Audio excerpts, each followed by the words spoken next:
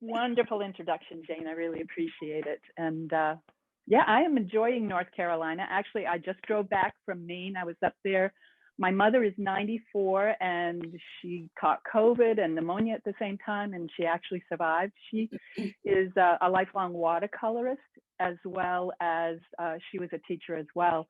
And I didn't want to be a teacher, but you know, it just kind of, I started sharing and doing things, and I'm like, this is rewarding. It's wonderful. So besides doing my own work, it's been great to have the ability to share with people and hopefully encourage them. And that's my main thing, is that our art is self-expression, and we want to grab as many tools as we can from as many different people so that we can express ourselves the way we want to the fullest.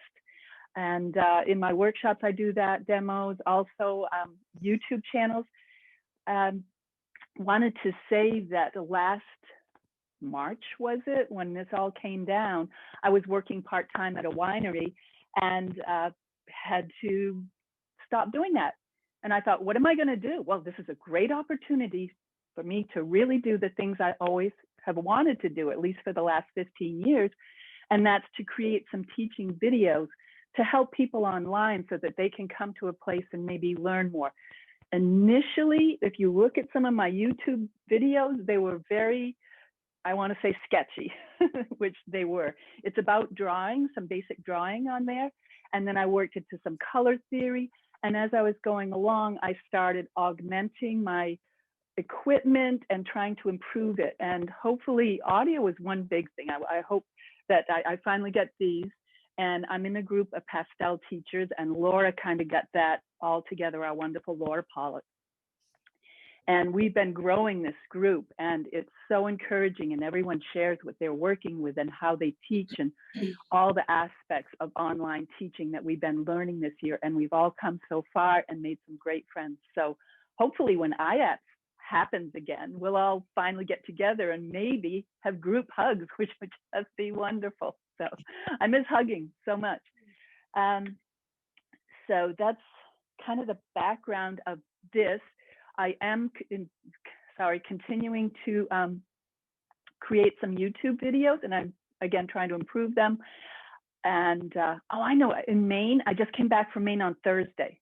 So yesterday I got here, I set up my stuff. I'm like, I got to draw. I haven't been drawing for a while. So I did some quick sketches. You can see some things that's behind me, some planning.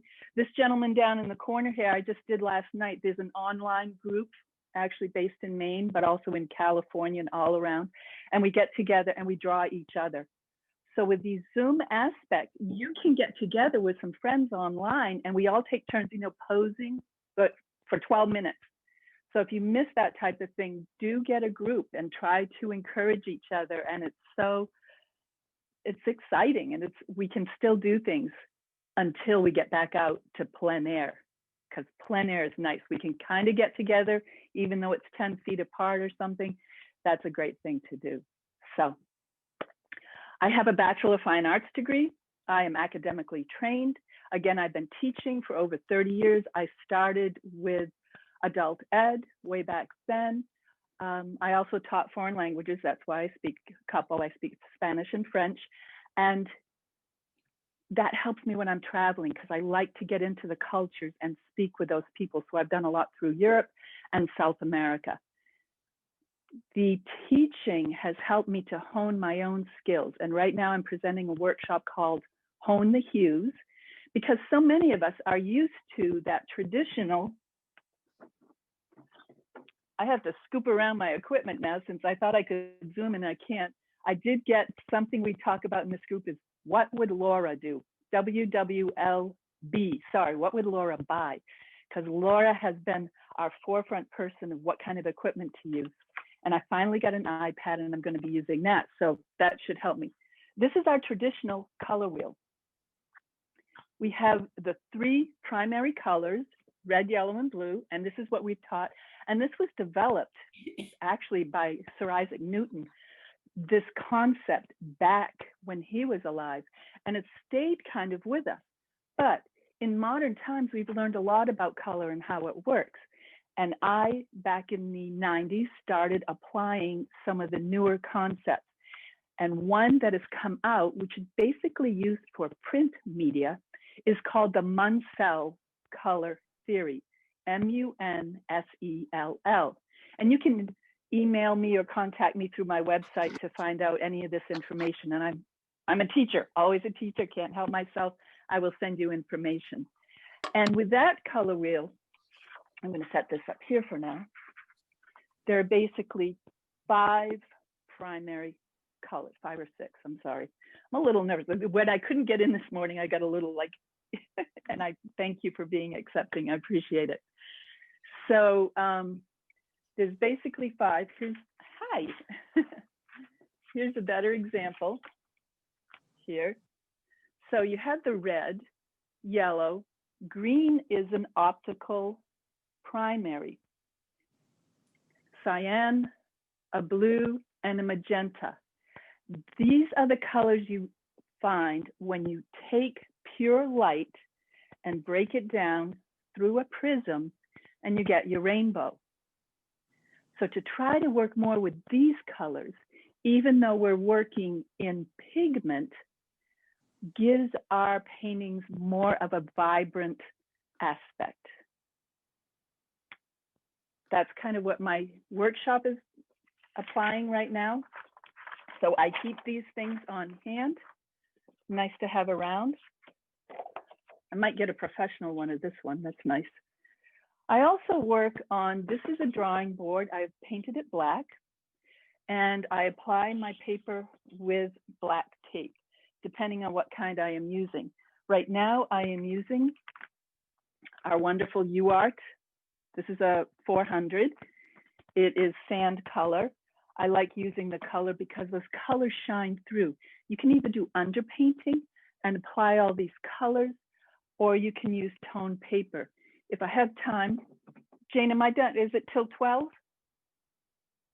I can't. Yes, ma'am, it is. And Okay. last time, Lynn actually went over a little, so that's okay too. Okay. But it's till 12. Well, Thank you. I also have some color fix, brick color, whatever this is. If there's time, we can get to maybe a secondary painting. Okay, you want to see me demonstrate, right? Stop talking, start demonstrating. So when we're working, one of the great aspects of doing, I have little ears, so my microphone keeps falling out, is to work quickly. I work quickly. No fear. We want to, again, go back to that self-expression. That's the great thing. And then we will work as we go. The more we work, the better we get. Yesterday, you can see here, again, I'd been on the road a couple of days, kind of a rough couple of days with all the news coming through, but got back here. I did some quick sketches from this photograph that I have here. I took in Maine. I take the photograph, I just turn it into black and white. So I don't worry about color because I want to invent color. I want to create my own colors in this sense. I did some quick sketches, pencil sketches over here, and then some charcoal sketches. I apologize for this being in the way. That wasn't my intent, but once I'm on Zoom, I can't zoom in with this camera. I'm not sure why. Another trick to figure out. So I did some practice things. I've applied different aspects of color, and all of this builds on our basics. What are the basics? Drawing. We need to draw well. Practice that. The more you practice, the better we get. Always take with you when you're traveling sketchbooks. Make sketches, keep notes. All of these notes down here, you can't see very well. Anyway, they're there. That give me ideas of what was happening in the spot. What was the weather? What was my sentiment toward it? How do you feel? What were the important aspects of the composition of this particular place? Just sketch, sketch, sketch, and keep that as reference. Then you can either take a photograph and work from that, or you can use your sketches. And I find a lot of my best paintings come from those works that have been in me. I've been to a place, I've sketched on the place, I've made color notes, maybe I've done some color paintings. Then come back, and if you want to do a nice finished painting in the studio, you already have this place, this feeling, this emotion of what is going to be going into that painting inside you. And then when you step into it, it's going to flow nicely. So first thing I do, practice sketching. I kept fooling around with it. I kept playing with different things. You can't probably see. Composition. I start usually, not always, but usually with vine charcoal. Just a nice vine or willow charcoal. I like that it's big, it's quick. If you kind of make a little mistake, it's easily wiped out by a rag or your hand, and you can make changes before you get too far. If your underdrawing is not good, it's very hard to correct it later, the whole painting, once you get paint on the surface. So you want your underdrawing to be strong and good and great composition. You can notice down there, one of the things I was looking at was angles. So in this photograph, I wanted to get away from the trees. My important aspects were angles and tone. So I get ready, I do a quick sketch, and I'll show you that soon. And then when I'm ready, I start working with my colors. So as of yesterday, you can see a couple sketches behind me. I kept playing with different combinations. How do I do this? And this is what I teach in my Hone the Hues workshop. I choose a primary color, the basic color that I want the painting to be focused around. In the case that I'm going to do first, double check, I decided on this green. This is not one of my favorite greens. Does that show up okay? I hope. So it's kind of a viridian green, slightly blue on the blue side. And what I do to find its optical complement, which happens through retinal persistence, and again, I talk about that in the workshop and I show you how to do this, is you put down the color on a white card with a dot beside it or in the middle of it. You've probably seen this before. And you stare at it for about 30 seconds, trying not to move your face. And then you look at another place on the card where there's a dot, and you will get the after image of the color. What happens is our cones and rods in our eyes get fatigued, and then the opposite color pops out. And it's not the complement that happens on your triadic color wheel, it's slightly different.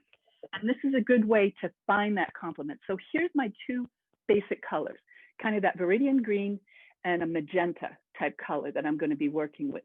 And those are my primary aspects for this one. Let me show you another example real quick. I did another one. Well, here was one. I started with this kind of cyan blue, worked through it, and the complement that came to my eye was kind of a peach. Fascinating, right? So it's a great thing to work with. So in the first drawing, let me start with my sketch. Break my vine charcoal. I like this. I kind of like the flow of the trees. And I plan it out. And I know you are all wonderful pastel artists, but isn't it fun to watch other people draw? Now you can see I have this in my hand, but I'm drawing in the air kind of. These angles that I'm seeing, I can draw on this now in this photograph. I can see right off, there's a couple that are too much the same. In nature, you want things to be irregular. If they're too much the same, then we can switch them up. We are the artists. I want this more over this way. So see how that happens? And I can just, if I want to change it lightly, it's not leaving much on the tooth of that paper. Double check shapes. I want them to be a little bit different, not the same. Irregularity, nature. I start placing in just nicely. I'm taking this charcoal and I'm just laying it on its side. And I can do it quickly like that and get large areas, or I can just draw down like that and get some nice little placement of my trunks of the trees. And I'm going to want this fading back. And then I have a couple of tree trunks in the middle here, again, spaced irregularly. I'm going to add a third one into that. My main one is right about here. I'm going to put a couple there. And then this wonderful shape. And I'm working with the angles.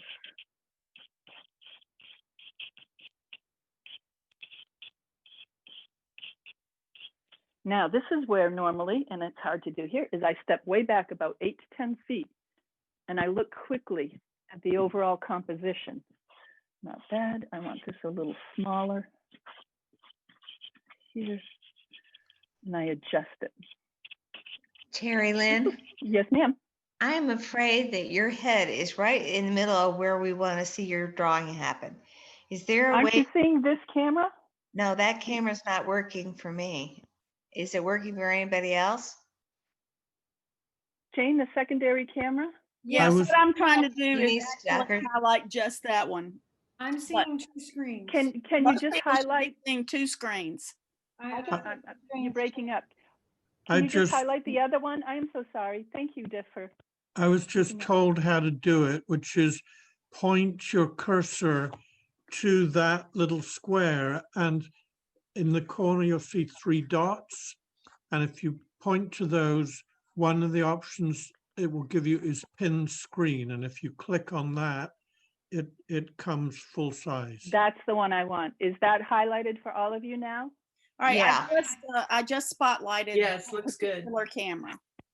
Yeah, that double one was kind of cool, but I guess it kind of got in the way. So yes, we're there. Yes. We're there. Thanks. Excellent. Now I just lightly blew that. You don't blow pastels, of course, but this is just charcoal. So if you're standing around a campfire, you're basically getting the same thing. You ever tried that? After a campfire, you go ahead and pick up some pieces of charcoal and try drawing with it. That's kind of fun. So again, stepping right back, checking my sketch, looks okay. I check my time. Sometimes when I am painting, looking for a rag, I set a timer for myself because I like to keep that immediacy of my energy going.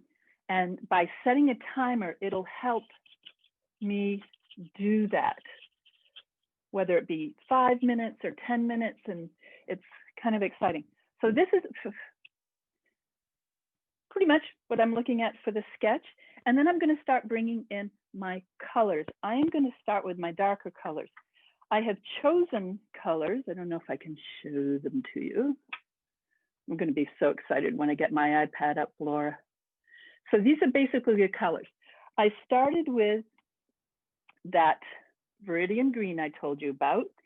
Then I brought in, I want to see if you can see my, no, you cannot. Okay. I don't even need the sketch anymore, actually. I started with the Viridian green here, and I brought in a analogous color there, which is kind of this teal blue. The complement, again, that optical complement to that Viridian green is over here in the magenta family. Now, normally we think the complement of green is red, but you can see here that it's a little more on that purplish side, and that's going to make our colors just more exciting. So I'm going to start dark, laying in, I do want to see a little bit of my sketch, the Viridian green in some of these darker areas. Now, while I'm doing this, I am also thinking the form of the tree. It's going to be darker. All of these things are constantly going through our minds. So if the light's coming from behind, then the darker areas are going to be over in this side. I'll bring some down into that grass because you want to tie any mark that you make, you want to tie together with something else on the painting. This keeps the viewer's eye moving around the painting. You also notice I kind of had some angles here, And that's going to keep the viewer's eye in. You never want an angle that's going to go right off the corner of your paper. If you do that, the viewer goes out. They've done these scientific studies where they put things up people's eyes somehow, and you don't want the eye to go off. So you want to do all these nice little tricks that are going to keep the viewer's eye in that painting. Okay, bring in a little of that teal blue that kind of was in the complement, just very lightly. Notice how I add little extra marks in there.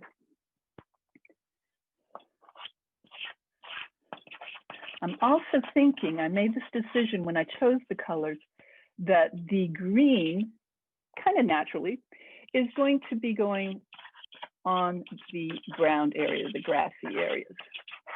Again, not one of my favorite colors, but I went to a workshop a while back, wonderful Lynn Aselta, I'm sure many of you know of Lynn, and she made us pick up the color that was most prevalent in our palette. And she said, all right, choose the color you have the most of. And it was this kind of color green, basically, because I don't use it very much. I don't know why. It's just, I like to go away from it, but it's so prevalent in nature, we do have to bring it in. So for me today, this is a little bit of a challenge using this color. Tying the areas together again. And while I decided on the blue-green to be the primary, then I've also basically made a decision that my light behind is going to be in that magenta family. So you can turn your pastel on its side nicely, make some peaks on those trees, turn it more this way if you want angled areas. Be constantly working within your composition and your overall design. I vary the strokes. Sometimes they're light, sometimes they're heavier. That's going to be my shadow area under those trees right there.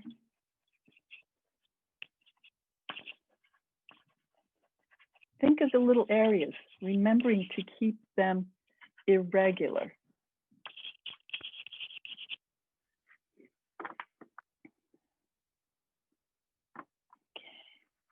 I step back again. This is important. If you ever watch somebody like Tony Elaine, you can hear him in his demonstrations going, set it down, step back, take a step back. And that's what I learned to do way, way back. Always take a step back, because then you can see your work more objectively from a distance. We get so close to it sometimes that we can't really see what it's doing overall. And by taking those few steps back, it's going to help us to look at it objectively. This is a little line of trees back here. Just lightly laying those in with a hint of that bluishness over that green. I want some light shining through.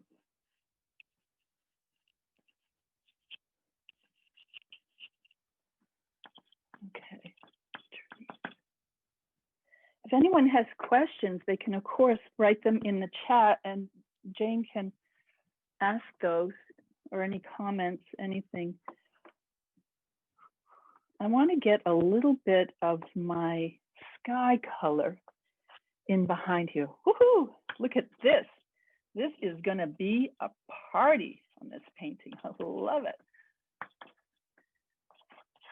Now, of course, this is not exactly how it's going to end up, although it can. We've seen some pastel artists. I saw one, Jen Evenhuis, one day. She threw in something like this in the background of the sky. I think it was orange. And I'm like, wow, orange. And she had plans to put the complement, something in the blue family, over it. But when she got to that point of putting that in, she liked what it had done to the painting. That orange stayed in the painting. So that's one thing about stepping back sometimes. Just step back and you can see if that's working or not before you go too far. How many of us go too far sometimes? Just I'm checking, this is more of the light in that sky. Now you notice I keep changing the direction of my strokes. That's to add interest. I love the tactile aspect of pastel. I only started focusing on pastels about 3 years ago. First time I got accepted into the Pastel Society in Maine when I was living up there. And I just fell in love with it. I mean, I had used it since my college days, but I think that's about the time that I discovered sanded paper. It was about 3 years ago. And the pastel societies that I've been included in are so accepting and so encouraging to each other. I had been in other art groups with other artists, and they just seemed all very competitive and not helpful. And when I came into the pastel group, everyone was wonderful and reaching out and helping each other. It just changed me. It was so exciting. That's what I had always been looking for, is a wonderful, encouraging, supportive group like that. Now you notice back here, by putting in a little of that light magenta, it's pushing those trees back. It's graying them down. Why is it graying them down? It's in the complementary family to that blue. It's a split complement from the blue there. It's the complement to the screen actually, but it helps push it back. It grays it down. Aspects of pastel. That's why, again, I like working on the sanded toned paper. I'm sorry, the toned paper. You can either do an underpainting or you can use toned paper. Because of the way pastel works and all these wonderful pure pigment particles, they sit on top of each other and the other colors shine through, and it just makes it wonderful. Watercolor, the colors blend together on the paper. Yes, you can do some layering, but not like you do with the pastel. All right, I'm doing something here. I'm going to step back. I don't think that's the spot I want that. I'm going to grab my darker magenta now. Again, being in the complementary family to the screen, it is going to gray this down. It is in the foreground, and often we have more contrast, more detail, more color in the foreground, but I want the viewer's eye to come back into this area. So I am doing this on purpose. Sometimes I blend strokes, sometimes I like free strokes in there. Let's push this back a little bit. I'm also going to use this as some of my trunks. Remember we were talking about irregularity before? All the trunks don't have to be the same color. Some are going to be that dark magenta. Some are going to be blue. Demos work fast. You're doing a demo, you guys should try this sometime. It's a whole new approach to what you're normally painting. You've got people watching you, it's like trying to forget about it. And enjoy what you're doing. Bring that joy into those paintings.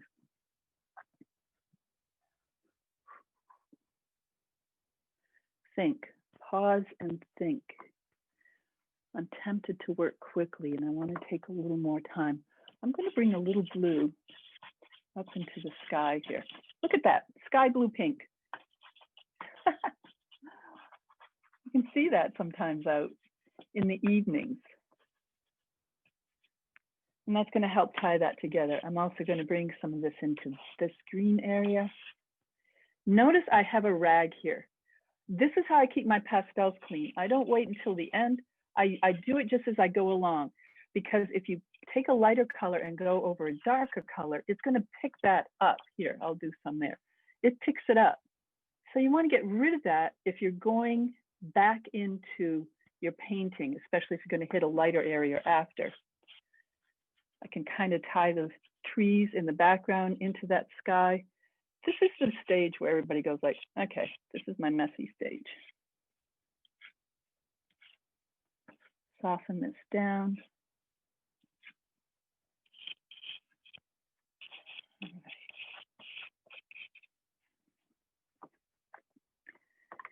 I'm going to take a step back. I have to move around all the equipment here to do this. Another thing you can do is, like for me right now, if I just turn around and look at my computer screen, that's like stepping back to me, because it puts it at a distance and it changes up my thinking. Oftentimes I will just, when I'm walking away, I walk away from the painting, try to drop it out of my head, and then turn around and see it with fresh eyes. All little tricks that are really helpful. All right, I'm going to start bringing in, I'm gonna start considering getting close to finishing up here.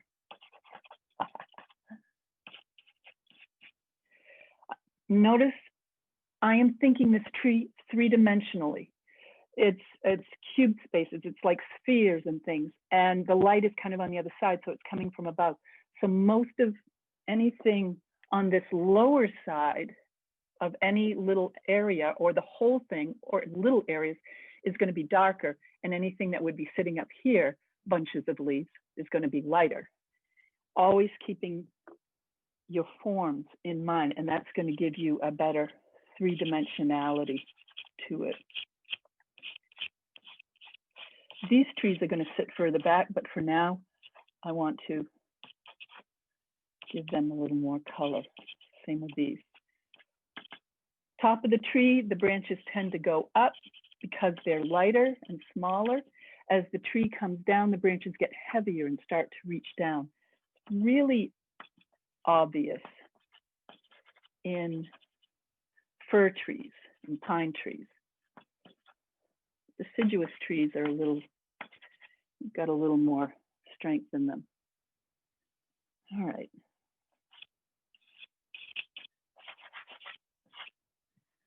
I'm having some fun here.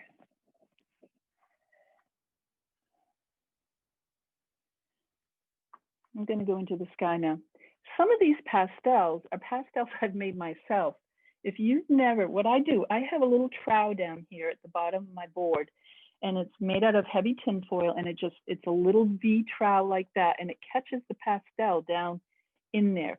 And then I can dump that into a little dish or something and reconstitute it later into new pastels. I also have some pure pigment ground that you can purchase, and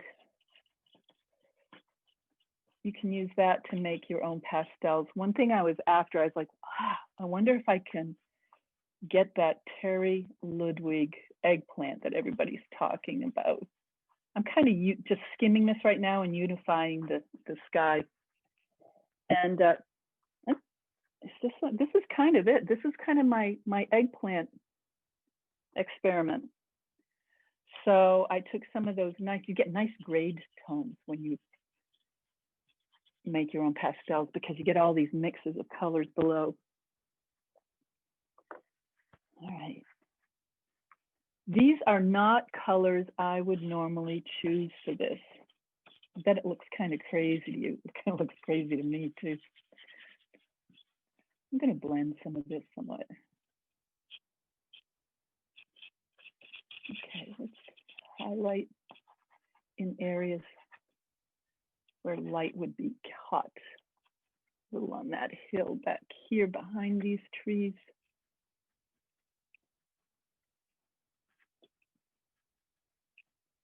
Maybe there's a little hill off in the distance there.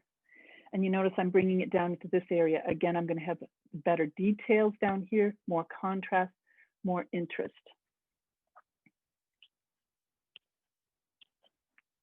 Turn that on its side.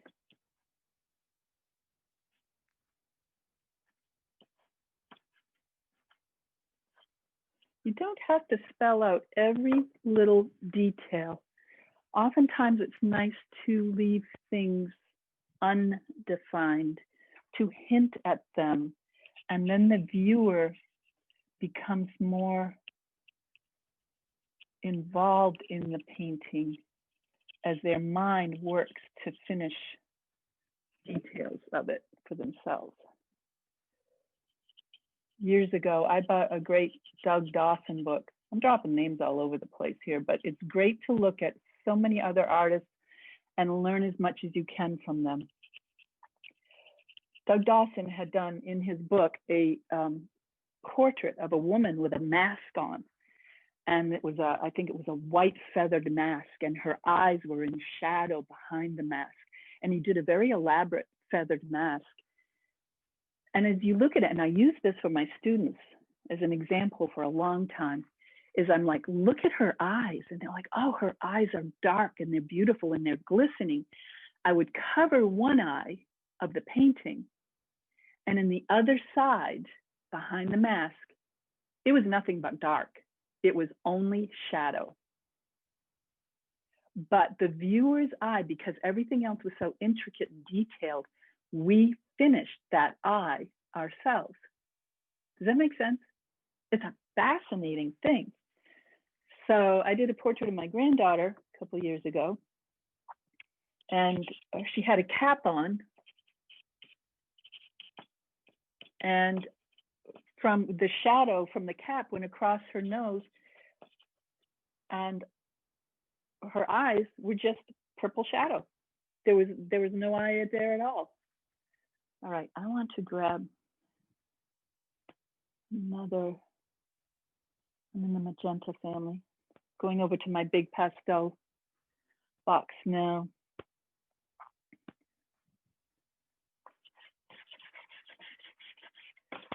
As you start to finish up, and again, this is not a masterpiece. Don't expect a masterpiece all the time. We're having fun. It's exciting. We're trying new colors. Maybe they work, maybe they don't as well as you hoped. As you're finishing up, start considering more about your marks as you're finishing. Some of this I'm laying it on its side, and some of it I'm bringing up a little bit on the tip. And sometimes I almost try to find a little sharp edge, which I'm not going to with this color, but so you can lay in some nice lines here and there. Irregular shapes here around this tree, a couple of what people call sky holes to shine it through. I want to unify this sky here a little bit more. This is a slightly harder pastel, skimming over the top to kind of pull some of those colors together.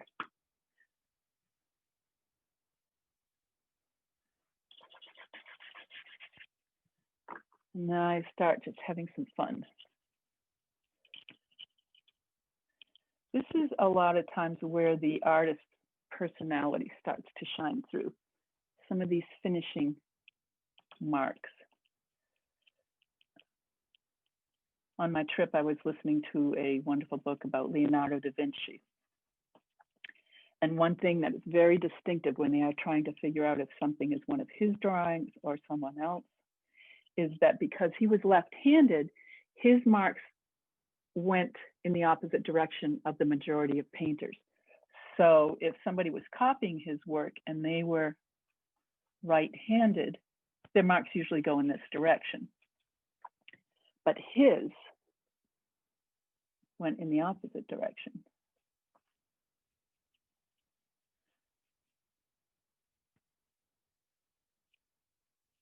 I keep turning this to try to make the spaces between my trunks back there, again, irregular. It's nature.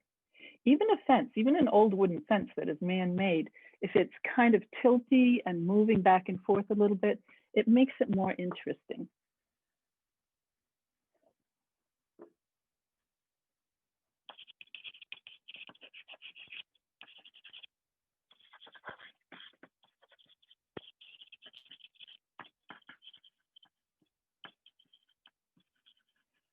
Keep watching. There's a lot of free videos out on YouTube, but even better than that is getting yourself into a workshop. And a lot of the workshops are very reasonably priced right now. You might think they might be too expensive for you, but there's some really excellent ones out there that are reasonably priced. A lot of pastel societies, because we can't meet right now, are doing these demos and offering workshops for you. Try, if you can, to take advantage of them. I want this to look more like standing grass. I'm going to drag some of that purple with that green up into there, so I'm not wiping off in between right now. See how just a few strokes, it drags that through, and it looks more like grass. It's kind of fun. And I want some of this. I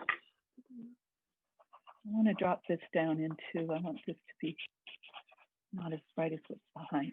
How are we doing on time? Okay.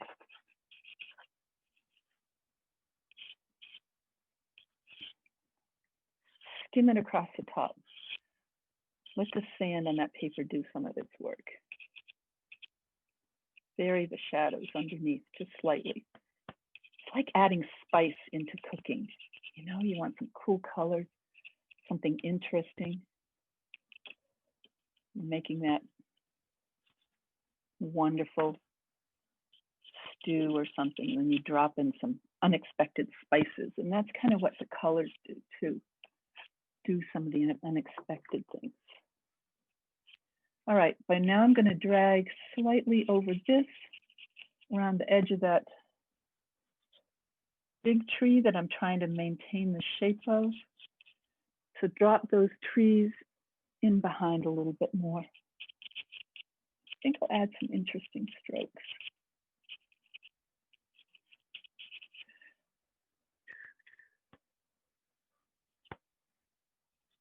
Lost and found edges. Some edges are sharp, some are softer.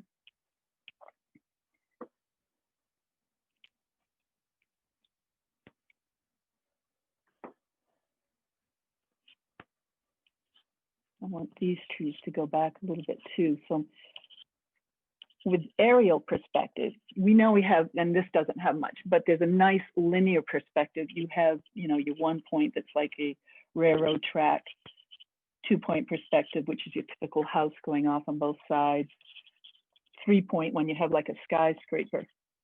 But there's also aerial perspective, which is the effect that air has as things go back in space. If you're looking at things in the distance, there's more air and humidity between you and the things in the distance than there is between you and what's up close. That's why there's more contrast when things are closer, more detail. As things go back, the detail softens, the contrast lessens, and things tend to become a little bit more blue-purple as they go back in the distance. Didn't mean to do that.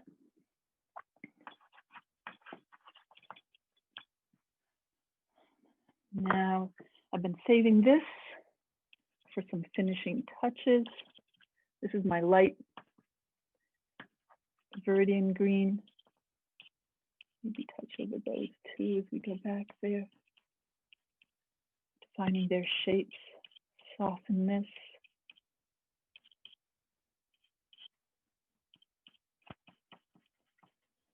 Just a little soft.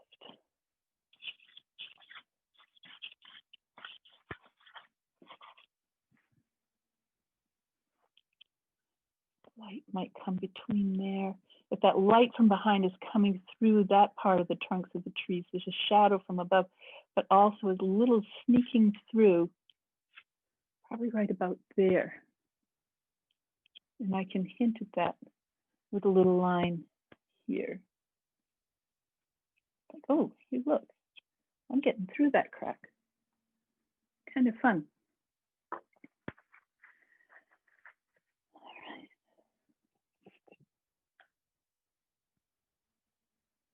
Now I'm just taking my double step back, thinking about it.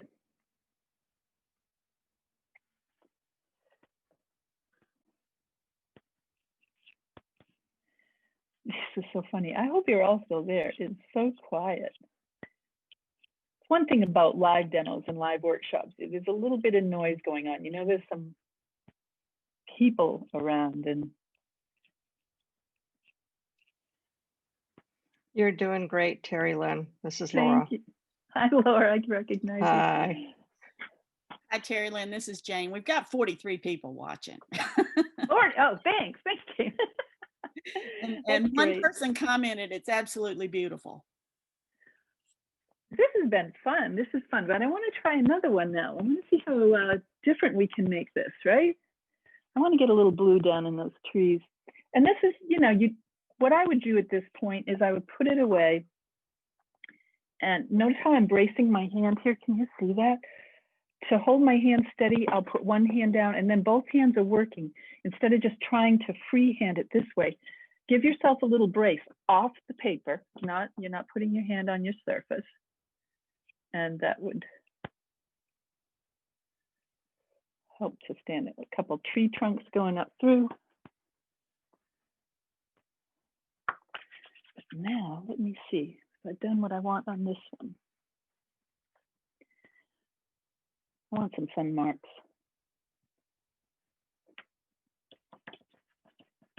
Here, a couple. Just touch it. Just, you know, you kind of dab it, you kind of streak it a little bit, just doing some variety of things to make it interesting. It's a combination of defining form and making fun marks. I want to bring some of this through there. Yep. Then you look at it and you go like, oh, that didn't really work. Somehow what am I gonna do? I'm gonna bring that viridian back in there again.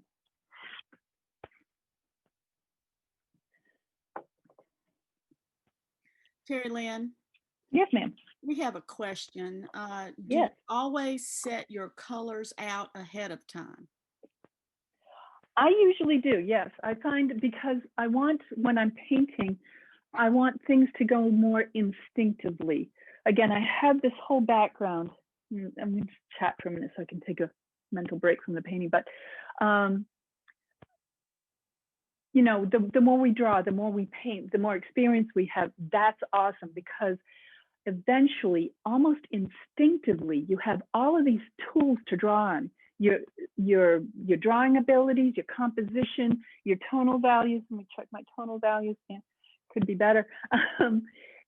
And your colors. So then you're not thinking as much about, oh, what color do I need to get next? And the other thing is, if you're working on a color scheme, as we kind of did here, remember we did those finding our optical basic colors. You're not tempted to go over and pick up a color that is out of your color scheme. If they're right there, you kind of limit yourself and it can become better that way. I hope that makes sense. Yeah. It simplifies and makes that instinct a little better. Yes. Another question is, how many colors have you actually used so far? How many colors? Yes, ma'am. Yep. I will show you. Let's see if I can do this without losing everything. Is that them? There they are. Wow, that's very limited. It is limited. But by layering as well, you're going to get more colors. Great exercise is to take just a few colors like that. And I'm going to try some here. Let's try something because I'm not that concerned. In this area, we have basically this green, yes? So there's one of our basic colors. What if it's too bright? How are you going to bring that down a little bit? The best way to neutralize, the most interesting way to neutralize, is to mix in its complement. And you can do this as a practice on a sheet apart and just, didn't want to blend, but I will blend just to show you. But you can see how this complement is neutralizing that and bringing it down to more of a gray. I mean, if you didn't really look at what is around it, that's pretty much a dark gray. It's not blue, it's not green, it's just kind of a neutral. So you can mix colors that way. We do that often in oil painting or watercolor, is finding out which colors will mix to get gray tones. pastel, we do it by layering. I mean, you can blend it down like I just did now, but that, one of the wonderful things about pastels is how it sings in its color. It is that layering. It makes it by blending something totally, again, you kind of dull it and neutralize it. By putting two complementary colors in juxtaposition, one over the other, with one, they're shining through each other, that juxtaposition makes those complements sing even stronger. Even if it's subconscious, the color looks more interesting than if it's totally just blended together. So you don't necessarily need a lot of colors to get the effect that you're looking for. I can see this needs a little touch. I want to add a little of this blue shadow down into some of these trees. I mean, I want them back in the background, but they're looking just a little too weak. Try to keep in mind what kind of trees they are too. These are kind of, look like maple-ish kind of trees. They're going to have a very different shape from if they were fir trees. Shadow, branches hanging down.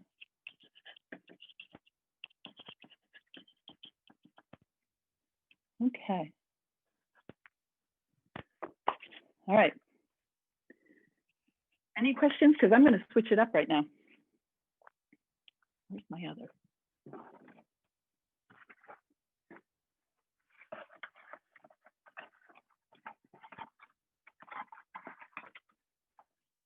Woohoo!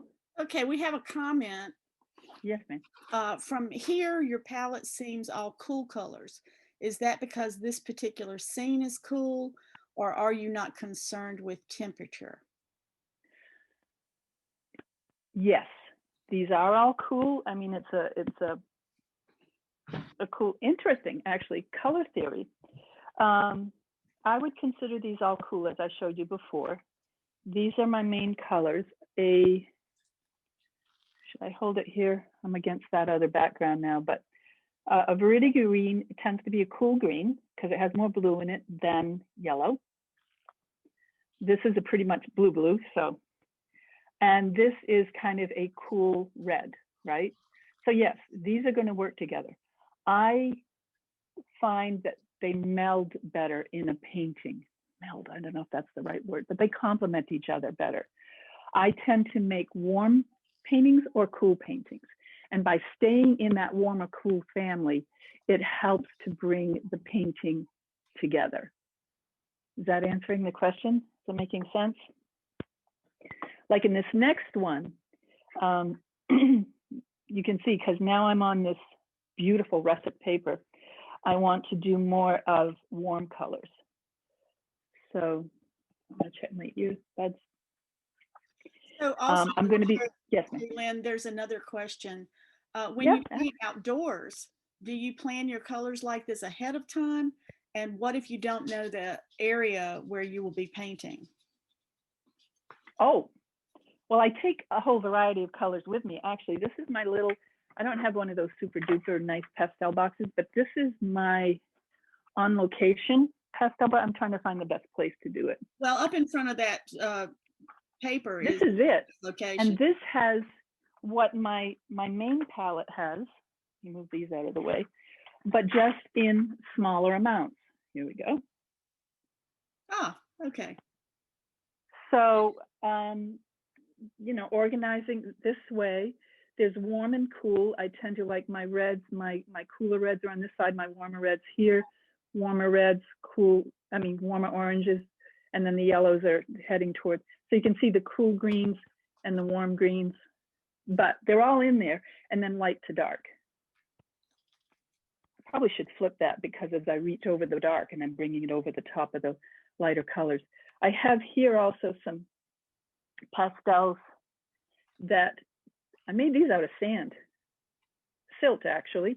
I got experimenting, and I do that on one of my YouTube videos. Is I show people how to make pastels out of their old dust, but also if you find that silty dust that, like after a rain and the puddle settles down and then you get that super fine stuff, that's back in, you know, pre-history times, that's what they started making pigments out of, is they would grind up dirt, or they would find the silty dirt and then they would mix it with a very minimal amount of binder and use that to paint. So when you look at the Lascaux caves in France or other ancient cave paintings, that's what they were using, basically dirt. And over the years, we've come to have all of these amazing pigments. One thing while we're talking about pigments is you want to protect your hands. My hands look like they're not protected. They are. This is my protectant. This is called Clear Shield. I do also have gloves in a bottle, but this, for my hands, tends to dry them out a little bit, and I'm not sure why. I have found this Clear Shield, which is silicone-based, works better on my hands, and it creates a invisible barrier, basically, that even protects against mild acids. You can find it at an online store called shop.com, just SHOP.com. It's called Clear Shield. I keep thinking I should just buy stock in it. I rarely use fixatives, but if I do, I tend to now go with a higher quality fixative. Yeah, this is not $25 a can, but I don't use a lot of fixatives. So if I'm going to use it, I want to use the good stuff. I have everything else is archival quality. I want my fixatives to also be that way. When I used to teach after school kids stuff, we couldn't afford a lot. So I used hairspray for them. You know, it's just a lacquer finish on what they're doing. Another product, if you haven't tried, which is another fixative, but I don't use it as much for fixative as a texturizer on my paintings, is SpectraFix. Here's the fixative. And then they came out with this natural glass product. I've been playing with this, and if anybody has ideas on it, I'm not really finding something good. This is casein-based product, so it's safe. Casein is from milk. It's a natural product, and I try to find the most natural products I can. Back to my Clear Shield, part of the reason I do this is I don't like the feeling of gloves on my hand. I found them to be bothersome to me, but I am very, very careful. But this, oh, I know what I want to do. For instance, since this is not a great painting, I can take this painting, and there's a couple of things I might do with it. What if I want to add some texture? Right here, I have a bottle of alcohol. It's my 50% alcohol because I save the high test stuff for my COVID cleaning. All, you know, my 70 to 90% alcohols are going for that. So just this, and you can spray on to create more textures. Say I want some texture in the grass. I'll spray it off to the side to check my spray, and I like the ones that are kind of irregular. So you drop it in there, and look, it's dribbling. Then I take what I call my Jen Evenhoof stick. Jen, in a workshop one day, sent us out to pick up solid sticks off the ground. Why do you have these nice sticks? Because you can create textures. You're drawing into your design.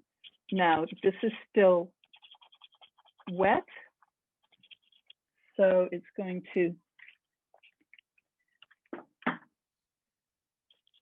not look like it will at the finish. It's darker. This will lighten up later on. I'm trying to brown that one in a little bit. But it also, like in grass or in sand or something, it'll add some interesting texture into your drawing.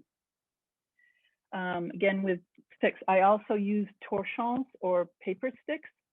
These are great for adding. You can either scrape out some trunks or drag paint down in, because pastel is paint. Why is it paint? It's the pigment. It's the purest pigment there is. It has the least amount of binder, where if you have oil, of course, adds oil into it, and acrylic and watercolor all have more binders than pastel. Pastel just has enough gum tragacanth, which is natural sap from a tree in the Mideast, or other type saps like that, just enough to hold it together. We're just putting pure pigment on this. So that's kind of fun. Oh, and I was going to show you, you can do the same thing with the Spectra Fix. So Terrilynn, another question. Yeah. How does 50% alcohol differ from 70%, and where can you get that? I have the 50% just because I went into a store looking for the high test stuff and they didn't have it. They had some of this and I'm like, well, I can use that. If I were able to, and if it were available, I would use the high alcohol content, the 70 or the, I had some bottles of 91 that I was using for my art. This works great in watercolor too. This adds some amazing textures in watercolor. Dries faster. You can also use it to mix in if you're making your pastels and you want them to dry a little faster, along with your gum tragacanth. You can add a little of the alcohol to let them dry faster. I don't know, just found it in a store, almost any store. Right now, it's hard to find alcohol, right? I find myself trying to, what's the word, bogart it here, you know, hang on to it, but don't take too much. Oh, Ginny says high test alcohol. Where? On Amazon. Amazon. I actually have gotten 91% online as well. So after that first rush, I haven't had a problem getting any. And all right, you can use Everclear at the liquor store, Ron says, and that's true. Because I used to work with alcohol ink and you can use any kind of alcohol. So I actually use denatured alcohol, which you get at the at Lowe's. Oh, all right. Thank you. I know I'm still working on some bottles I had from before, so I haven't done a lot of seeking for new. All right, I would add some more. Thank you for that. I'd probably add more tree holes. I'd vary this and down in here a little bit more. But I want to try a different approach. I want to try different colors. And it's fun to do the same painting. You learn so much by doing it, the same painting in different color schemes. As you can see up here, I've done some behind there. I did the pencil sketches, the charcoal sketches, trying to get my design out. And then I picked out some different colors to share with you.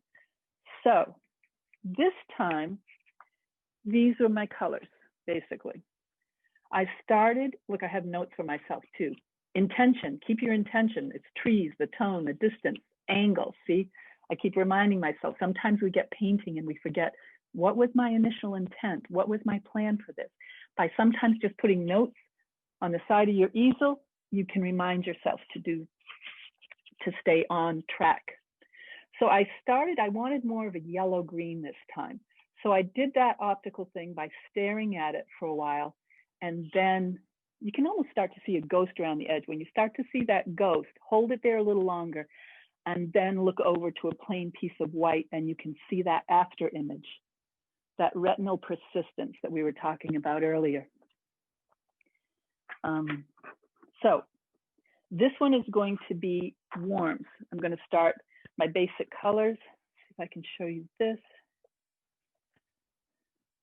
I'm going to tilt it down. I have to, so these, you see that green in the middle? I have a couple of shades of that because I want that in the trees. I want that to be my darkers. The optical complement is that peachy red here, which I think is going to go nicely with the paper. And then analogous to the green was the teal. I think I brought in these blues because I wanted some depth in it. Interesting enough, teal, for instance, in a lot of our colors, we were talking about whether they're warm or cool. Teal can be considered a warm blue, or compared to a green, it can be considered a cool green. So there are some colors that have a dual personality. You can use them either as warm or cool, depending on the situation that the painting is. It's by that comparison. It's by what is it in juxtaposition with. Boy, after talking a couple hours, your mouth starts to. And how it goes up against other colors and what that does, what each color does to the other color. So I'm going to start again. Sometimes if you want, you could actually start with a very similar color here. I am going to go back to my Vine charcoal. What I mean is that I could come into my palette and actually draw in my sketch, but you wouldn't be able to see it very well with this. And then it kind of blends in the background as you're working the colors over it. Or you can do a sketching tool, or you can come in with something that's totally different and say like, hey, I'm going to start this. And then this, look at that blue against that rust. It's just singing. It's almost creating that visual vibration in your eyes. You know, it just one against the other. Kind of like that. You'll often see some artists are certain that will use the complement in their drawing. So let's try this. I'm just laying in some of these tree trunks as we did before, getting some idea. Notice what I did right there. 1, 2, 3. Look at that. Look at the interval between those. They're too even. And I'm glad I caught it early on, because I would get rid of that right off the bat. And I'd add in something more irregular.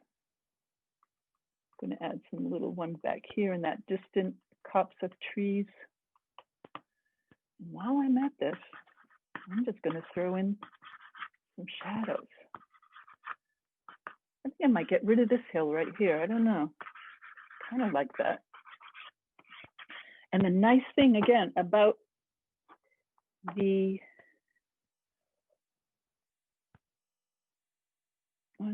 the toned paper is that it's creating a color for you. You don't always have to finish all of it. You can leave that beautiful, rich red shining through whatever comes over it. Okay. This one's going to be a little different. Same painting, and each time I've practiced this, it comes out different. I want this tree to be bigger today. There's that background down there.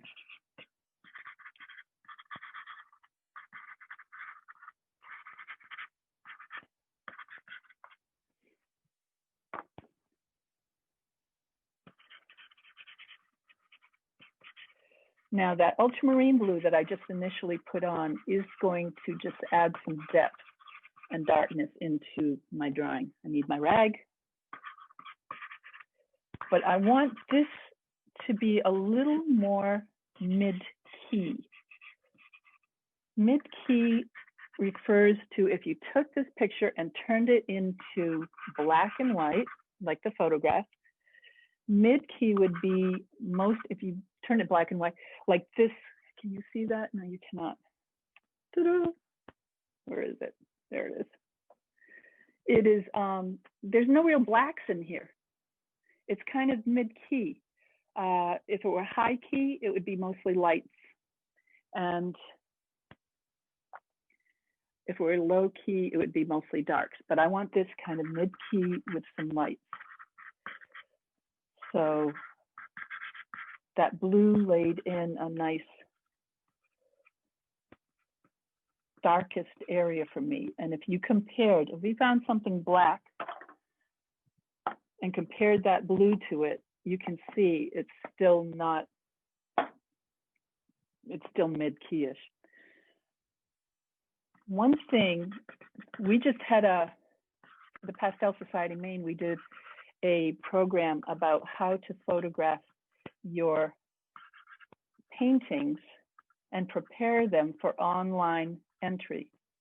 We found a number of our members were not entering these wonderful online shows, which right now you can enter anything anywhere around the world because it's all online. You don't have to worry about delivering your painting or framing it. You just enter the show. And they weren't doing that. So we did a program for PC aspects and for Apple equipment, and showed these people how best to take photos, how to edit them and get the right proportions, and the DPI, which is just your dots per inch. That refers to how many pixels are in a photograph, and how to do that so that they could get ready to enter these online shows. And it was very effective. One thing, if you're going to take a photograph, when I photograph my work after it's done, as my easel falls apart here, is I have this on black, and I'll put not all my paper has the white edge here, but I'll put this white strip with black on it, and I will include that in my photograph when I'm taking a photograph. What our digital tools want to do is it's constantly looking for what it's called a white balance. So by having a strip of white and something black against it, the lens or the application that is running the camera can find what white is and what black is, and then it balances out the rest of the picture. So if you have questions about that, that's a really good thing to know. Everybody should be at least trying. The more you enter these shows, I was so intimidated a couple of years ago. I didn't dare enter anything. No, do it. Put it out there. Why not? We're painting because we have the joy of it, and we want to share that joy with other people. And as I said earlier, pastel people are some of the most encouraging and wonderful group of people that I have met in the artist world.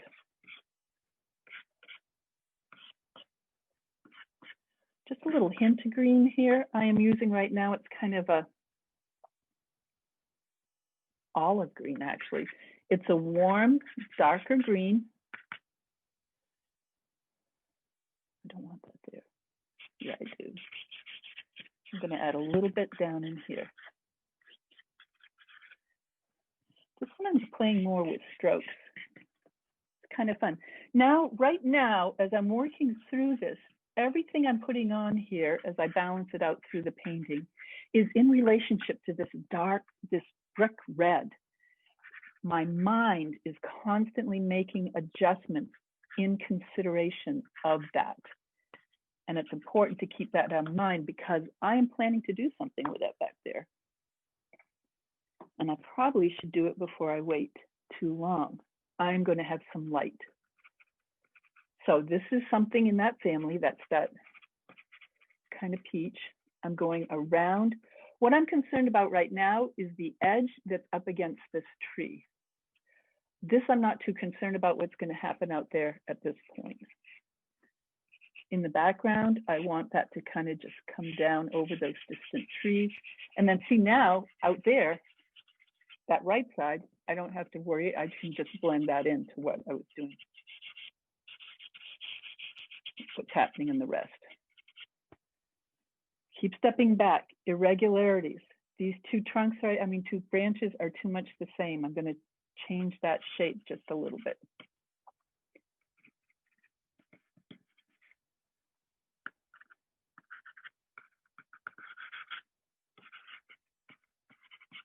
I don't know about you guys, but I'm having some fun here. I love this paper. I told you what this is, right? This is the Color Fix Spectrum Color Fix. Comes in some great colors. I like this. I like the, what is that one? Elephant or something. It's kind of a soft gray. Once you get off from white paper, it's amazing what can happen. I want to blend that softly in a little bit.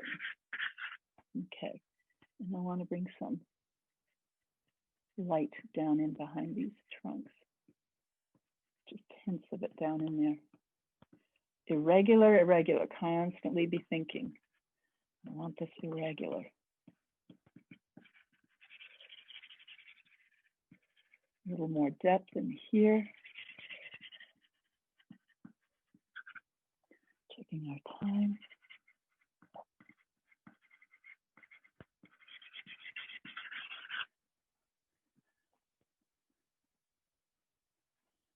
Okay.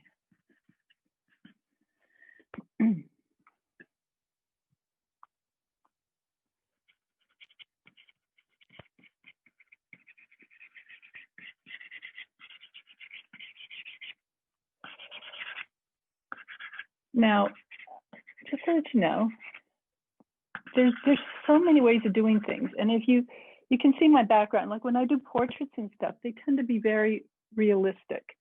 I've gone through phases where I can make things look like a photograph. We can do these things. What I am enjoying now is the ability to allow a flow and just self-expression to come through with my strokes and my energy showing in my paintings. It's fun. And we all have our own approaches of doing things. If you look at a lot of the work of people in your Pastel Society, and I'm thinking of my dear friend Laura right now, she's doing some gorgeous things that look like jewels, and I don't know, it's just wonderful. Keep looking at other people. If you're on Facebook, go and search for pastel artists. Just put pastel in, or painters, or go from one friend to another, and you can discover wonderful artists out there and start looking at their stuff. Pastel Society in Maine, we had some Russian people come into our show, and now I have some contacts over there in Russia. Just exciting. It brings the world together with our joy that we all have, this wonderful joy of painting. Oh my gosh, isn't it Bob Ross that said that? Is it joy of painting with Bob Ross? Just wonderful things. All right, so brought that. I want to push this down a little bit now here. Push this into the background a little. Let me see this. There's some branches. Yeah, a tree could do that, right? He could come off there. Yeah. These guys are going off in the distance. I was surprised with this photograph that it works fairly well. This is at a golf course, and most golf courses are they're planted trees, so they're very regular, and it's hard to get that natural look. But I think what this golf course did was work around the trees that were already there, and it gave it a nice natural. What's nice about it is you get these trees with these strong trunks and the light shining through, and then you have these open spaces which allow you to see that, to enjoy it. Okay. Now I'm doing little scribbly marks. Play around with these. This is just adding in some interesting texture to the painting.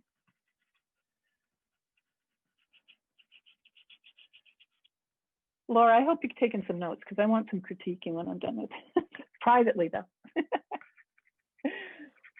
You're doing great, Terrilynn. It's a joy to watch you. And thanks for the shout out. Thank you. I know, I've got to, it's that time of year to start signing up for all the pastel groups that we're in. It's like, oh gosh, I gotta get this going. But of course, like I said, I just came back from Maine. I was like in Maine for 3 weeks. Tried to see my mom, but I couldn't, because they ended up with COVID in the house, but she survived that and pneumonia all at the same time. Woman's a warrior. She's 94. I was amazed. I thought it would get her, but it didn't. But then I drove back and torn. I have a grandchild here and I have a grandchild up there, and my mom's still up there, so you can see why I go back and forth. And then I have been quarantining the last couple of days in my area till my test came through this morning, negative. I do all those things, the mask wearing. I have like 3 jars of disinfectant in my car. I have to go into a hotel room. I don't touch anything. I still have my gloves on. I keep the mask on. I spray things. I wipe it down with the alcohol again. We need to take care of ourselves so that we're taking care of other people.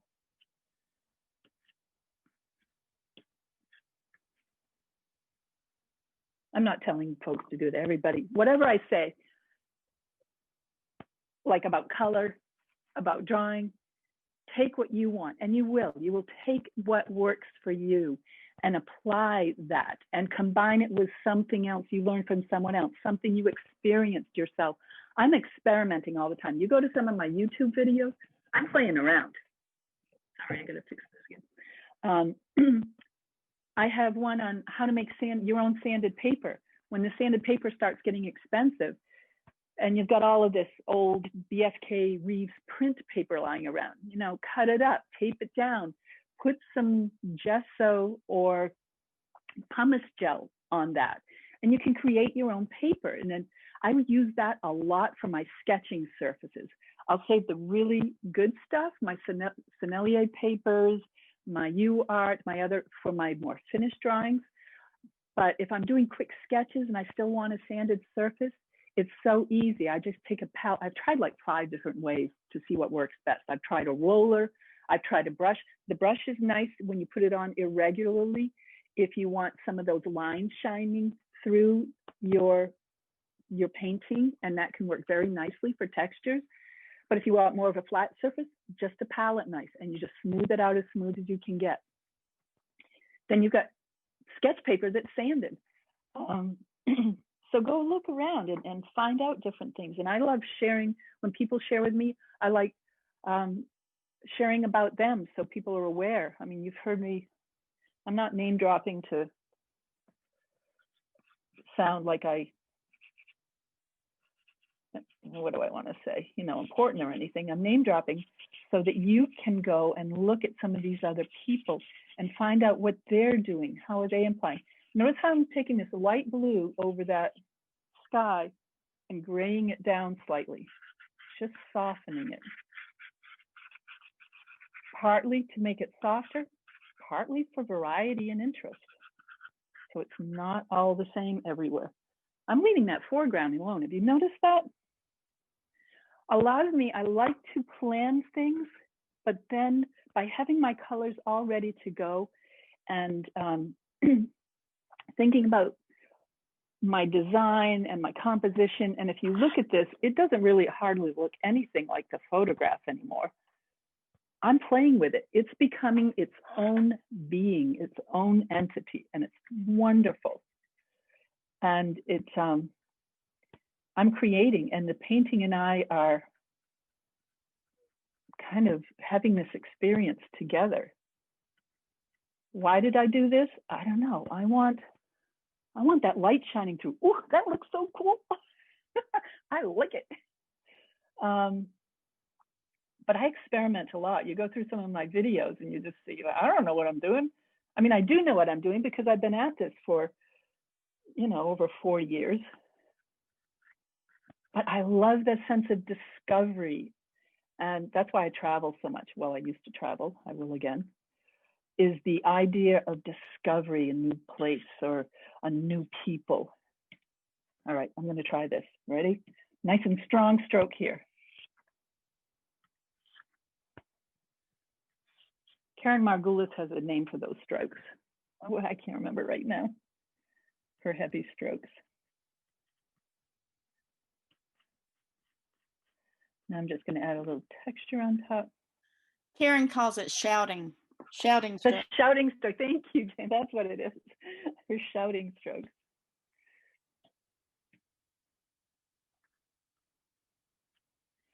So I did not expect to put that in there. I just kind of did it instinctively. But I know it's going to go with the color scheme because I had the color scheme planned out ahead of time.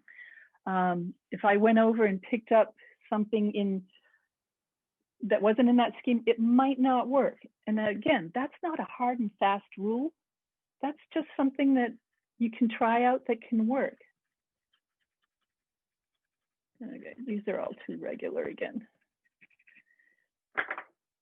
Let's play around a little bit here. What do you think? Boy, I've got pastel all over me. Look at that. How did I get that?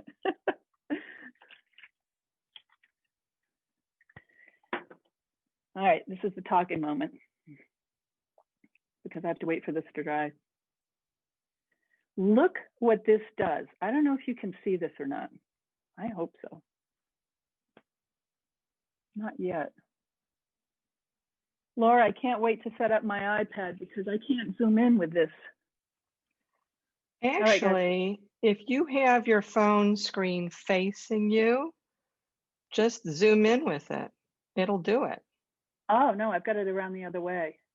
See, that's the reason. No, my screen is facing me.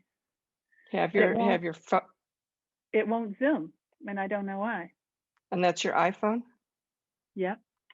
I have an 8. That should still do it. But can you see what this has done? How the alcohol has pushed away some of the pigment there. Very cool. That is just an experiment, and it's happened naturally.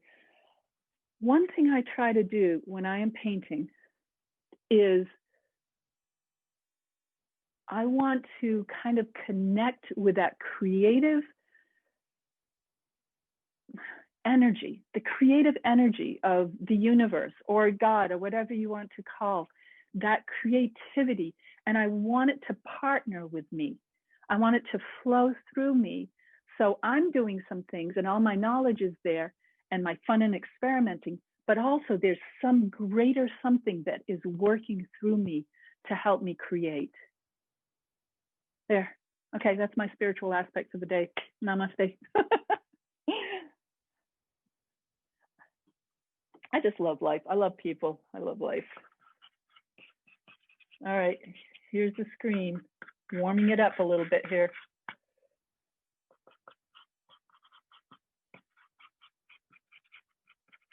Remember the highlights on the edge of the tree there? Trying to keep track of that. Now I'm thinking, before I was thinking large shapes. Now I'm thinking some individual leaf areas.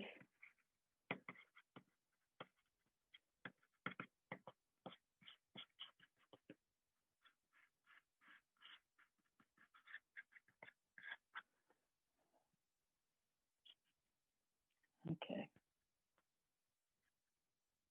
Yeah, watch Tony Elaine, guys. Oh my God. He is, I don't know if you know him. He's Scottish, I believe.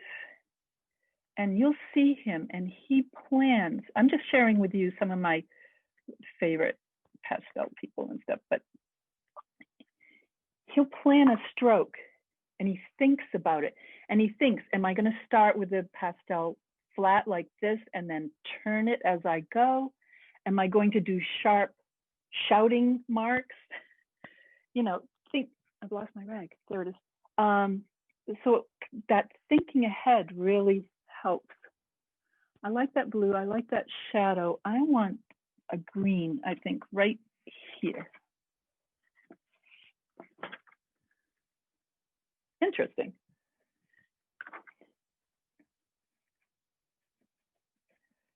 Another person to watch if you haven't is Tara Will, T-A-R-A.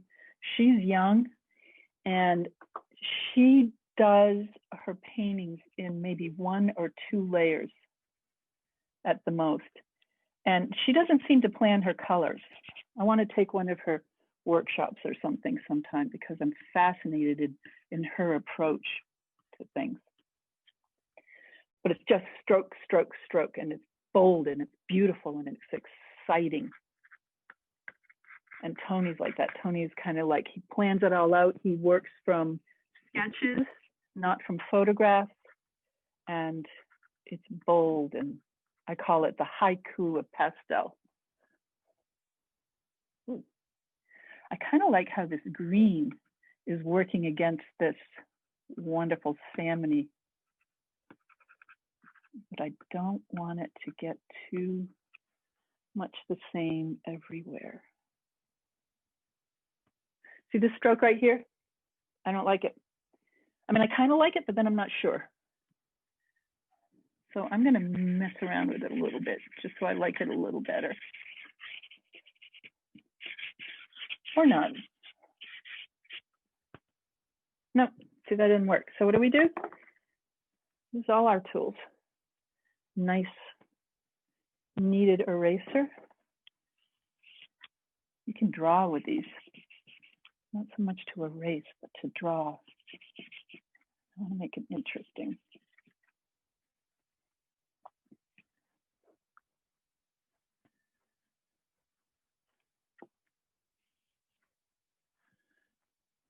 I'm turning around right now to look at objectively instead of taking that step back. I can see objectively at my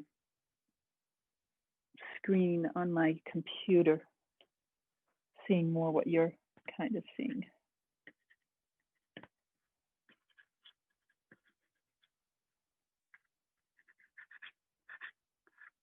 I'm going to hint at a little of that green over in this area, not too much, just enough to subconsciously tie the painting together.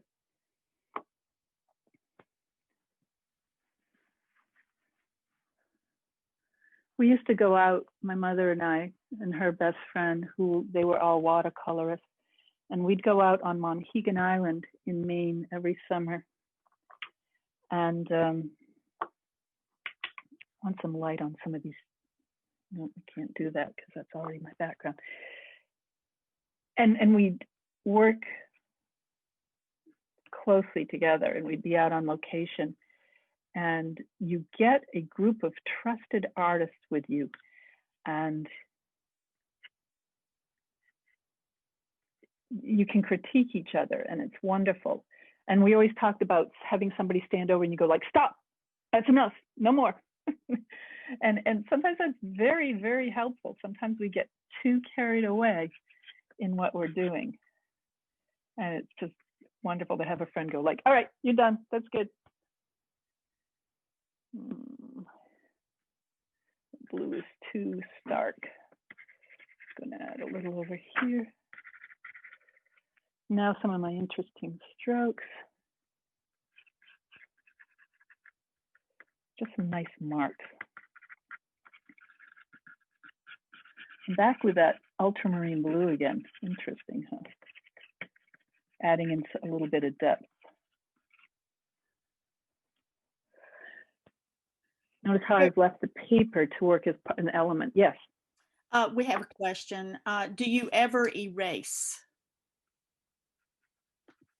Well, I did a little bit there, although the eraser became more blending. With pastel, it's kind of tricky, especially if you've built up a good amount of your pastel. It gets tricky to try to erase it.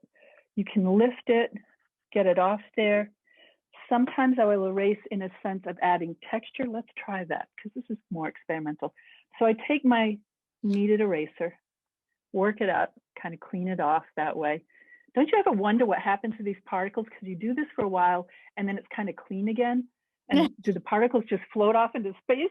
Does anyone know? I don't know, but they're a great tool. I know that. So once you can take stuff off with your paintbrush like you've done, Terrilynn, and believe it or not, you can use crunched up fresh white bread and go almost down to the paper color. Fascinating. Not let your dogs or cats eat it, but it works. I've tried it. My only trick is, Lauren, I don't have any white bread in my house. I don't either. I buy it for that. But that's a cool idea. So let's see if we can bring back, I've just kind of irregular texture on this, and I'm just going to kind of roll it around to pick up some of the pastel. to add a texture. Not really working, you know, but experiment with things. It's just a piece of paper and some dust, everybody, you know? Sometimes we make things too precious to us. Like, oh, you know, I can't just erase this. I can't just, if you don't like it, wash it off with some alcohol and use the paper over again. A lot of us, oh no, I can't. I spent so much time and so much prep. It's just dust and paper and a little bit of time, and it's time better spent than sitting watching a sitcom or something, in my opinion. So it's the experience we've had.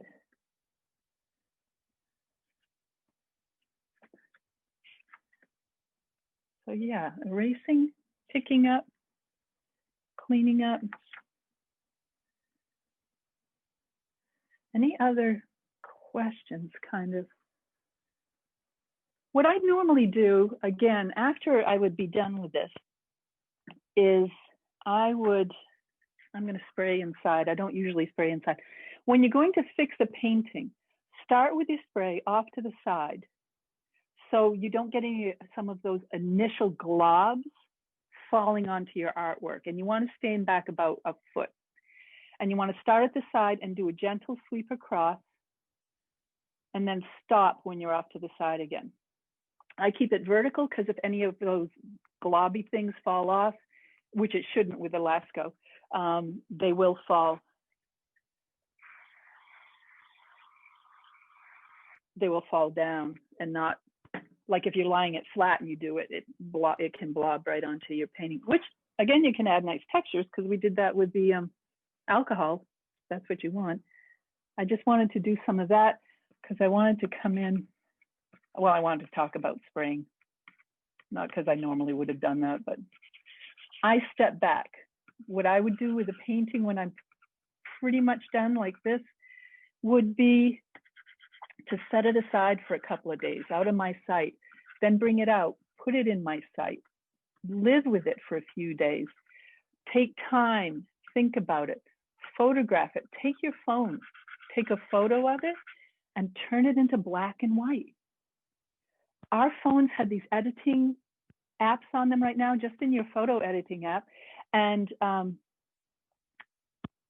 you can take a picture, turn it to black and white, and check your values. So easy. You know, we used to have to estimate all of that. Now it's right in front of us. Somebody said hinges, these that I'm using? Is that the question? I just happened to look around and see that. These are office clips that I get at Staples or any office store like that. And they're great because they're so quick and they just clip like this. And then if you want, they also fold down so they're not sticking out. They come in all sorts of sizes. I like the biggest ones, if that's what you were talking about, sorry. But then if you don't have time, if you're on location, you can just clip your paper onto the board really quickly with those and move it around. Okay, I'm fiddling now. You can see I'm kind of filling time. I'm going to take a more of a neutral of that. Wash that sky down over those distant trees.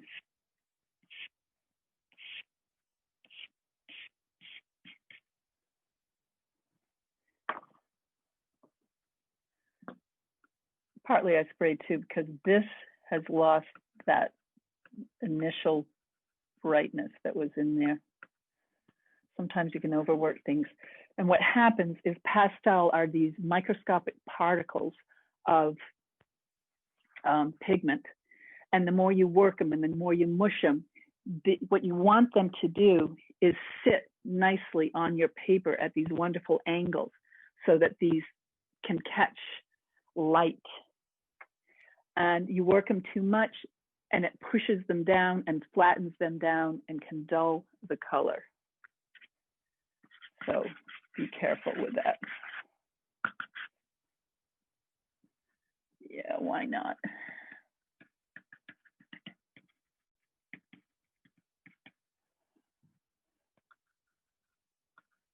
We'll pretend that sun is setting in behind there.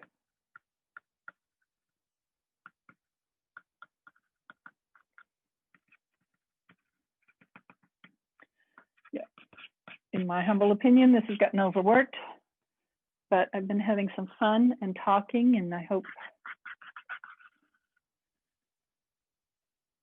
giving you some ideas. That's basically what it is. It's getting some ideas, things you can play with.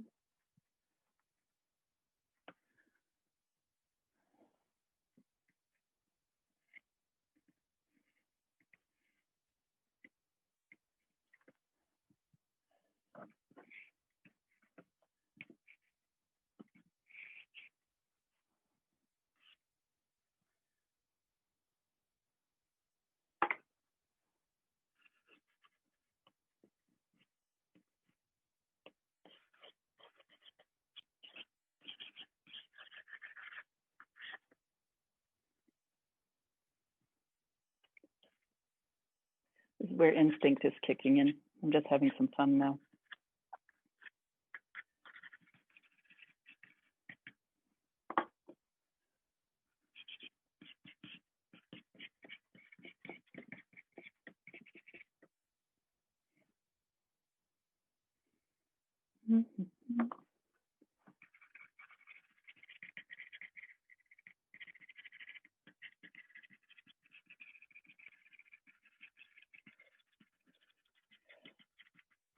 The first painting to have gotten in an international show was from my favorite spot for painting, which is, if you've been to Maine, it's up at Pemaquid Lighthouse, where the rocks just go out. The geological history of this place is fascinating, but the rocks just jut out into the ocean, and then, or if you're looking back at them, it leads right up to the lighthouse that's on the hill above it. And you can see the volcanic rocks in there. There's quartz veins. There are white granite veins. They're fascinating rocks. And there's one spot where they come up like that, and then there's these trees that sit on the top of it. And there's one little fir tree. He's getting bigger now. He started about 3 feet tall the first time I saw him, and now he's about 6 feet tall. But he sits on the edge of that jutting rocks alone. And I love that spot. And so I was doing a drawing of it. It's a lot of drawing, and I was still on Canson knee pants paper at that point.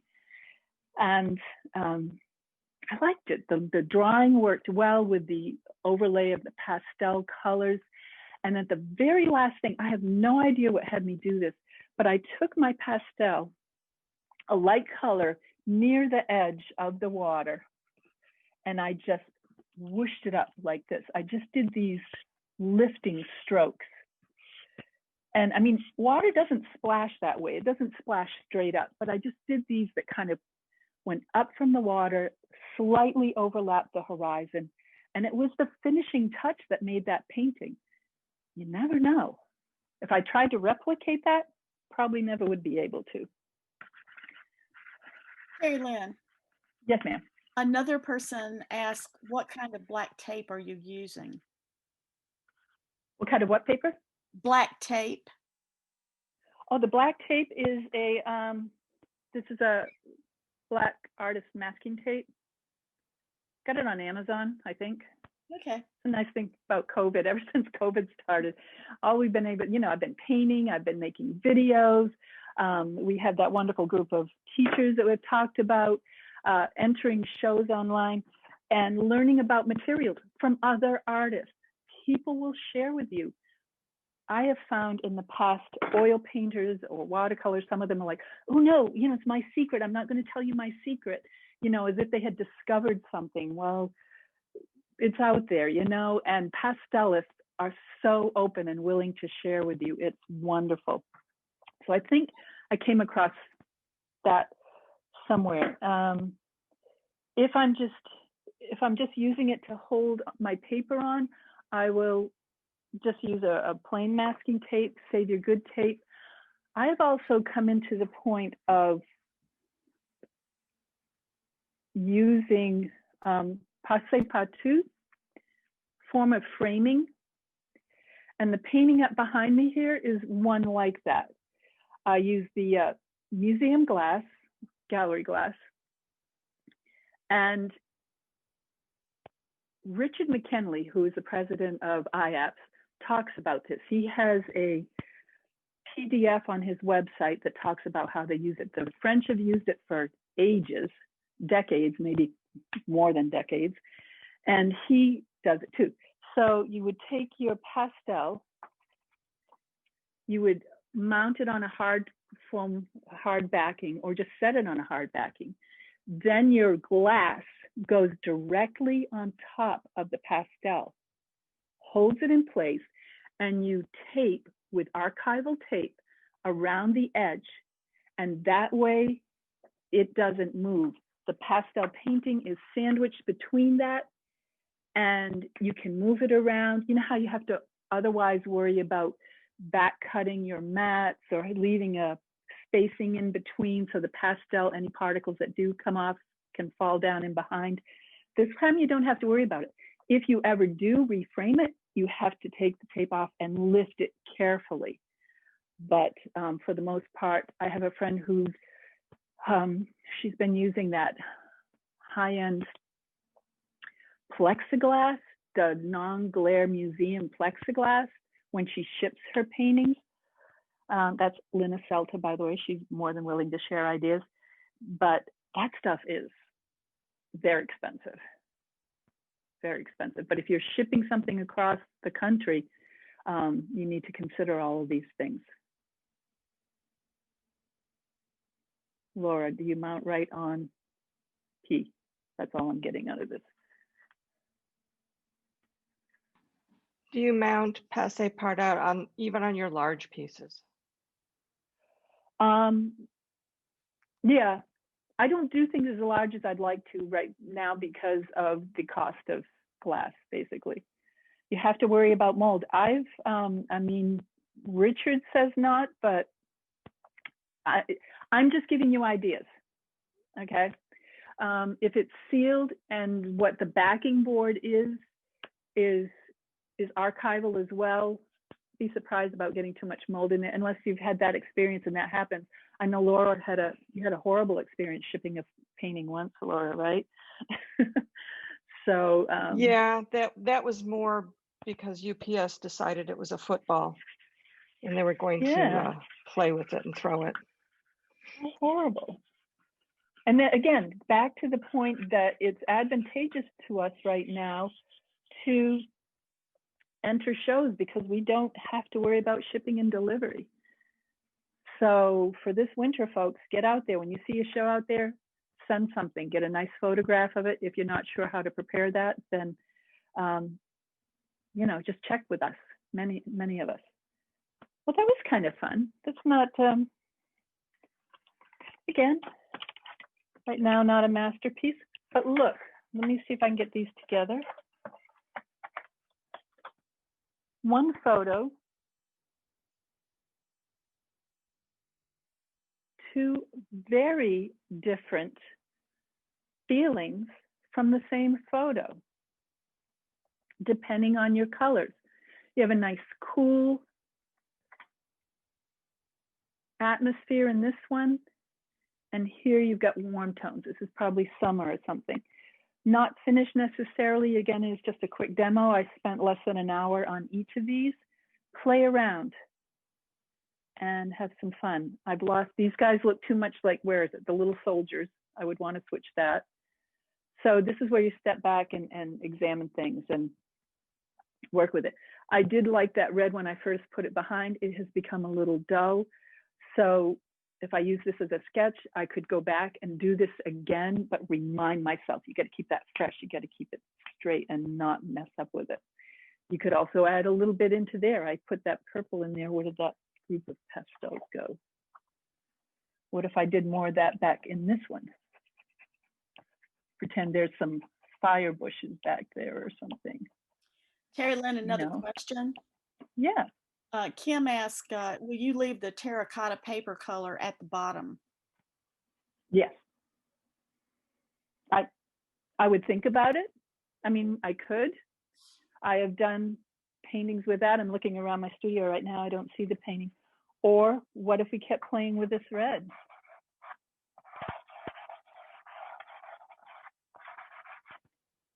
I like that terracotta color. I like working it into the painting. Now I kind of like that. Look how this makes this look like the shadow coming across there. That's fun too.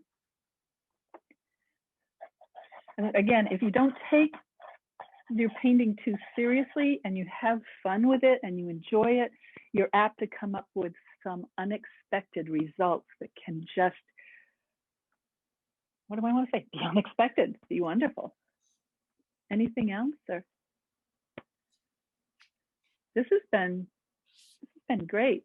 I wish I could hear people more, but that's all right. Well, Was my audio okay? unmute themselves now if they'd like. And Yeah, that was great. Thank you so much. That was You're so awesome, welcome. Terrilynn. Thank you, ma'am. Thanks. Whoops, I'm going the wrong way. Terrilynn, we had Lynn Diefenbach give us a demo in December, and she said to prevent mold, she puts her paintings out in the sun for a half an hour or so to kill the mold spores before she does any framing at all. And she does use spacers. She says Australia is very damp, and so they have to worry about mold down there a lot. Yeah, I'm sure in Victoria. It's interesting. I would think, yeah, make sure it's dry. I mean, you don't want to be framing in a wet area. That's for sure. Good point. Yeah, Lynn and Ken are great people too. They are. Yeah.